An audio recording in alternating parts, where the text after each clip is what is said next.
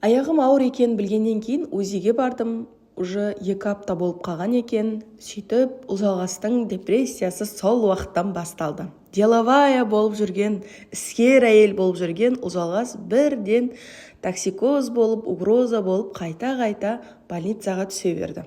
Бір айналдырса шыр айналдырады деген секілді, менен кейін қайта-қайта балаларым бірінен кейін бірі ауыра берді.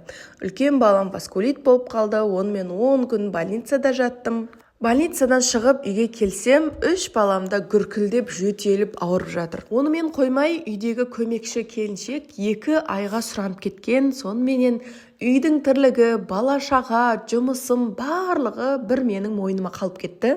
Мен негізі үйдің тірлігін жақсы көрмейтін адаммын да. Лучше сыртта жүріп, ақша тауып, үйдің тірлігін істейтін адам жалдағанымды дұрыс көремін. Сондықтан да көмекші алған болатымын. Ол дегеніміз үйдің тірлігін істей алмайды деген сөз емес, бірақтан көбіңіз түсінбеуіңіз мүмкін, біреулеріңіз түсінуіңіз мүмкін, бірақ маған солай комфортнее. Негізі сыртта жүріп жұмыс істеп қалған адам үйде отыруы қиын екен.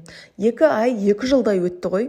Бірақ сол моментте заказда түсіп жатты, бірақтан біреуін алсам, біреуін алмай, біреуіне үлгермей. Сол моменттегі уақытша қиындықтарды қабылдай алмай, неге мен ауыра берем, неге мен бала-шағам ауыра береді деген сияқты кінәлаулар, өзімді сондай жегідей жей бердім. 2 ай инстаграмға шықпай қойдым. Сөйтіп жүріп, негізі сол айларда жақсы табыс тапқанмын, бірақ соны көзім көрмеген ғой. Ал бұл депрессиядан қалай шықтым, кім көмектесті, қызық па сіздерге? Егер қызық болса, комментарийға жаза кетіңіздер, 3-ші бөлім салатын боламын.